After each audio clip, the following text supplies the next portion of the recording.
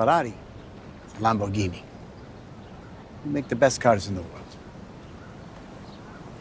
Go back to your tractors, farmer.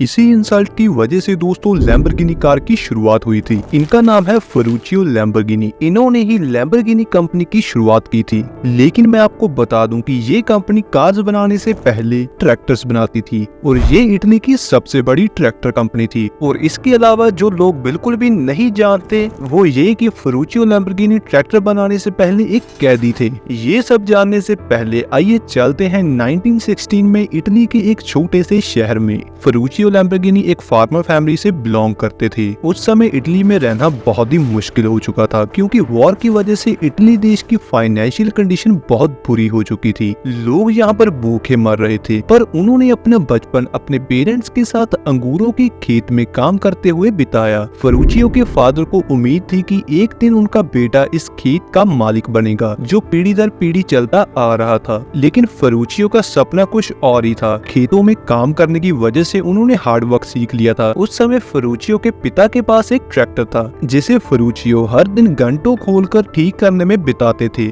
उस समय automobile sector अभी भी अपनी इनिशियल स्टेज पर था, लेकिन अब फेरुचियो ने स्कूल छोड़ दिया था। तो अब उसे एक बड़ा डिसीजन लेना था कि या तो वो अपने पिता की तरह किसान बने और फैमिली के काम को कंटिन्यू करे, और या फिर वो अपने सपने को फॉलो करते हुए एक इंजीनियर बने। आखिरकार उसने फैसला लिया कि वो एक इंजीनियर बनेगा और बोलोनिया के एक टेक्निकल कॉलेज में पढ़ने के लिए चला गया। अपनी ग्रेजुएशन पूरी करने के बाद उसे एक जॉब मिल गई, लेकिन उस समय वर्ल्ड वॉर 2 की वॉर चल रही थी। फेरुचियो को रॉयल इटालियन फोर्स में शामिल कर लिया गया और जब उनकी मैकेनिकल स्किल्स के बारे में पता चला तो उनको आर्मी के व्हीकल्स को ठीक करने के लिए ग्रीक आइलैंड पर भेज दिया गया। 1943 में इटली ने वॉर को रोकने के लिए समझौता कर लिया था। तब फेरुचियो वहां पर एक मैकेनिकल वर्कशॉप खोलकर रहने लगे थे। लेकिन 1945 में जब वॉर खत्म हुई और जर्मनी को हार का सामना करना पड़ रहा था, तब दुश्मन देशों ने रोड्स आइलैंड पर कब्जा कर लिया। उन्होंने फेरुचियो के साथ सभी को बंदी बना लिया। लेकिन जब उनकी स्किल्स के बारे में पता चला तो उन्हें आर्मी के व्हीकल्स की सर्विस का काम दे दिया गया। 1 साल के बाद उनको इटली वापस जाने की परमिशन मिल जाती है और यहीं से ही लैम्बोर्गिनी की कहानी शुरू होती है।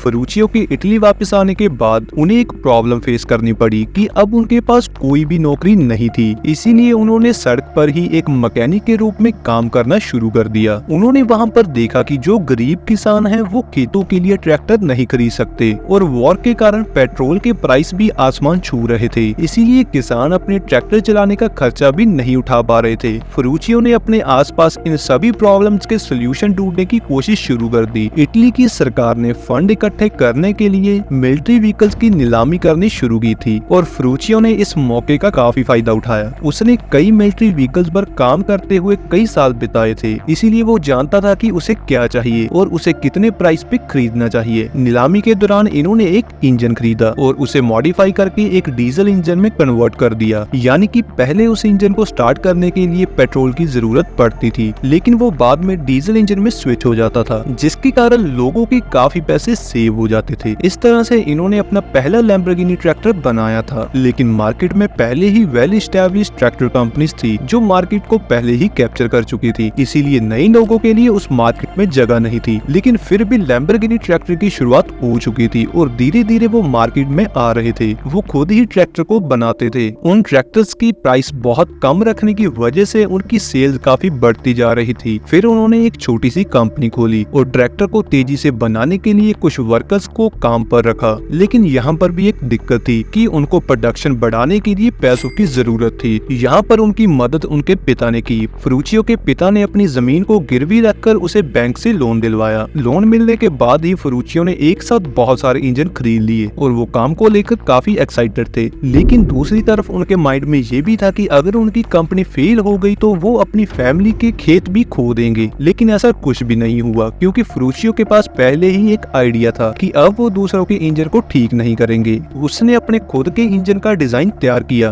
अब उनके ट्रैक्टर बहुत तेजी से बिकने शुरू हो गए थे। उसकी कंपनी हर साल 200 ट्रैक्टर बना रही थी और फरूचियो को अपनी ट्रैक्टर्स के ऊपर इतना भरोसा था कि वो हर साल ट्रैक्टर्स को खींचने का कंपटीशन करवाता था, ताकि लोगों को ये बताया जा सके कि उनका ट्रैक्टर बाकी ट्रैक्टरों से बहुत स्ट्रॉन्ग है। और इस कंपटीशन में लैम्बोर्गिनी का ट्रैक्टर हमेशा जीतता था और देखते ही देखते लैम्बोर्गिनी के ट्रैक्टर ने इटली की पूरी मार्केट को कैप्चर कर लिया। फरूचियो अब देश के अमीर लोगों में से एक थे। काफी टाइम लगाकर फरूचियो ने फियाट टॉपिलिनो एक कार को मॉडिफाई किया और इटली की सबसे फेमस रेस में उतार दिया। फरूचियो फरारी और मर्सिडीज जैसी कारों के अगेंस्ट कम्पीट करने जा रहे थे। जब रेस शुरू हुई तो फरूचियो की कार रास्ते में टकरा जाती है। इस हादसे के कारण उनकी पूरी जिंदगी ही बदल जाती है।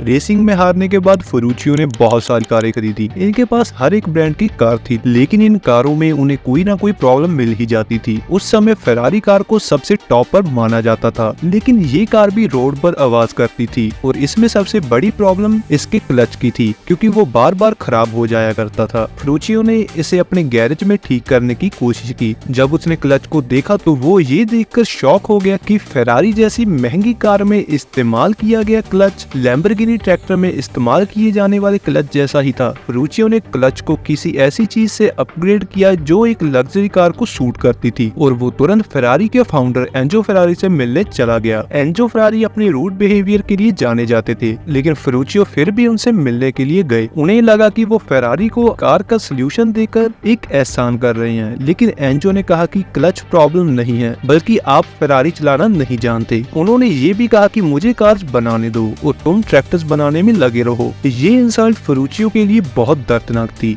ये वही दिन था जब फरूचियो ने अपनी खुद की कार बनाने की कसम खाई थी और कुछ सालों के बाद लैम्बोर्गिनी कार कंपनी को एस्टैब्लिश किया गया।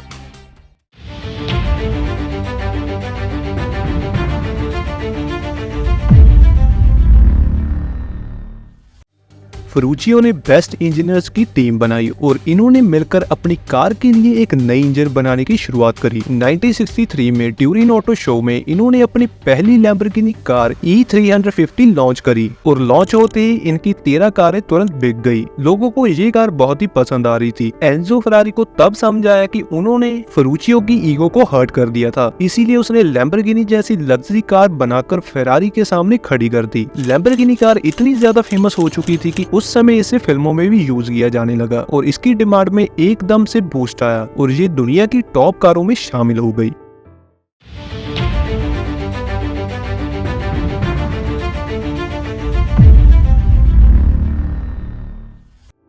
ये कार अपने पीक पर थी, लेकिन इस कंपनी और इसके फाउंडर के लिए मुसीबत शुरू होने वाली थी। पहली प्रॉब्लम तब शुरू हुई जब साउथ अफ्रीका और बोलिविया ने ट्रैक्टर्स की डील को वहां के पॉलिटिक्स इशू की वजह से कैंसिल कर दिया, जिसकी वजह से फरूचियो के ऊपर कर्जा बढ़ने लगा। इसीलिए उन्होंने अपने कंपटीटर्स को अपनी ट्रैक्टर कंपनी बेच दी। लेकिन प्रॉब्लम यहीं पर नहीं रुकी। दूसरी ओर इनकी कार की डिमांड भी कम होने लगी, इसलिए इन्होंने 51% कंपनी एक बिजनेसमैन को $6 लाख में बेच दी। लेकिन फिर 1973 में ग्लोबल ऑयल क्राइसिस की वजह से फ्यूल के प्राइस आसमान छूने लगे। इसी के कारण इनको मैन्युफैक्चरिंग करने में दिक्कत आना शुरू हो गई, इसीलिए इन्होंने 49% शेयर्स भी बेच दिए। लेकिन अब आपके दिमाग में ये क्वेश्चन आ रहा होगा कि रिटायरमेंट के बाद इनकी लैम्बोर्गिनी कंपनी का क्या हुआ होगा।